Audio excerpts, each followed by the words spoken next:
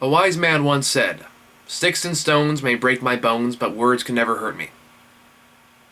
This is the biggest crock of shit ever uttered by another human being in history. Words are the most powerful tool in our arsenal. They have the power to rise and the power to destroy, to inspire and break, to bring about revolutions, and to bring about peace. But why am I starting today's video with that little drip of pretentious dribble? That's because it leads directly into what I want to talk about today. Communication. See, over the past 6 months or so, I've seen and experienced quite the little collection of odd, painful, and quite frankly confusing situations that have and have not involved me. And through examining and analyzing these situations, I've come to the conclusion that many of them could have been resolved or even prevented if we were more willing to have an awkward conversation, to communicate more. Now, what do I mean by awkward conversation? I mean that in everyday life, we often communicate in a very simple, straightforward way, what many of us refer to as small talk. And as people get closer, that communication evolves as the conversations get deeper and we get to know more and learn more about the other person. Through that, an intense emotional connection begins to develop. And that usually brings about new feelings that some of us, myself included, don't really know what to do about, like trust or, in very special cases, maybe even love. The problem is, though, is that these connections become so special and so important, and yet feel so fragile.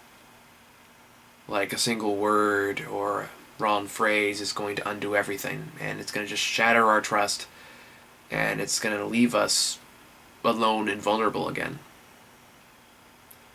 And sometimes it does.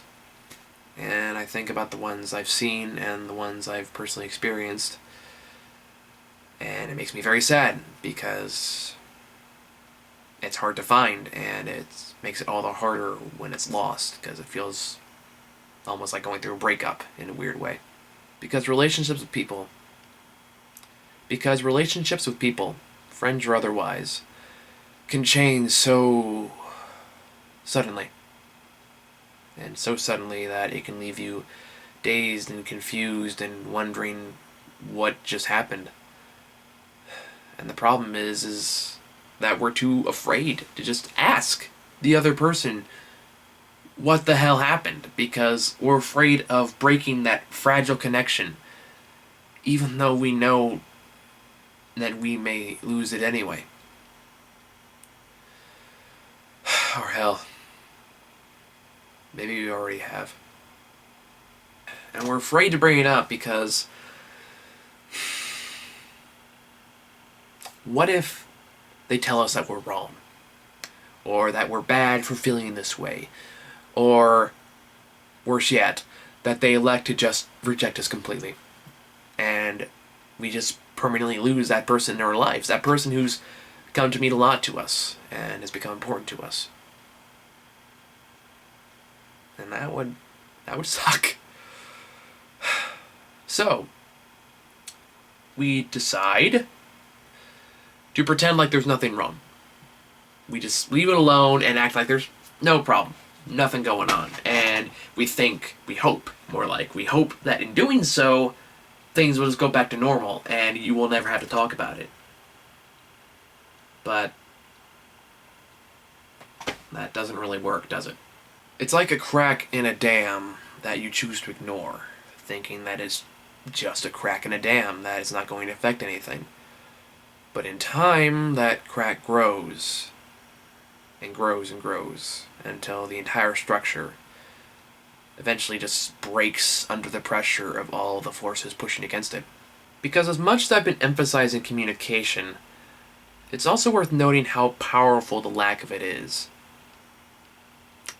Sometimes it's deliberate in what we often refer to as the silent treatment, which is, in my opinion, an unfair form of punishment because it shuts down any opportunity for understanding. Although, granted, sometimes people need space and time to think. Or sometimes a rift can evolve through time. And I think that's the more tragic of the two, as two people who were once so close slowly but surely become strangers, with both of them too afraid to fight for the other. So, with all that said, when the cracks do appear, how do you save it? How do you prevent your relationships from collapsing on themselves? Well, that's when you gotta say that infamous phrase, we need to talk. This is what I mean by an awkward conversation. The conversations that scare you. The ones where you feel like you have something to lose. Because you do. But here's the thing. These are the most important conversations to have, because they are the ones that carry the most weight. They are the ones that carry the most risk. And it's only through that is there opportunity for growth and evolution in a relationship. But here's the thing. You need to communicate. You can't get angry, you can't get confrontational, you can't get argumentative, you can't accuse, and you can't play the martyr. You have to be able to sit down, and you have to be able to look at this person and explain to them calmly and collectively what you're feeling, what's on your mind, and what's in your heart. And you need to explain this in the way that they can understand it. And in return, you have to listen to whatever they have to say and try to understand them. It's the only way these problems get resolved, and it's the only way to move forward. You have to understand both sides and be able to make a compromise of some sort, or at least understand each other, in order to just maintain the friendship, or the relationship, or whatever it is. I was talking to a friend once who asked me, what if it's a waste of time? What if I'm just wasting my time? What if they'll never forgive me, or they'll never talk to me again and they just want to cut off ties me? What if it's a waste of time? To that I say this. If you know somebody who, for one reason or another, whether you're mad at them or they're mad at you, or whether you know what's going on or you have no clue, if they just suddenly stop talking to you, if they ever meant anything to you at all, ever, you owe it to them and yourself to at least try to patch things up. And if for some reason they don't want to talk, they don't want to discuss, and if for some reason they don't want to listen, they don't want to talk, or hell, maybe they just want to move on with their lives without you, and they yell and they scream and they blame you for this or that or whatever it is, whether it's true or not, it's a reflection upon their unwillingness to forgive. And you've already proven yourself to be better by trying. And even though that possibility is scary and it's terrifying, it's better than knowing that you're secretly living a lie. It's never a waste of time. And that ends my little rant for today.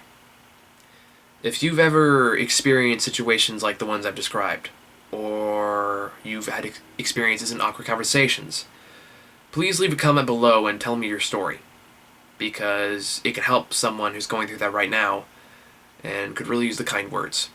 And hell, maybe you know more about this topic than I do, and I'd be curious to hear. So share your stories below, and I'll talk to you all in my next video.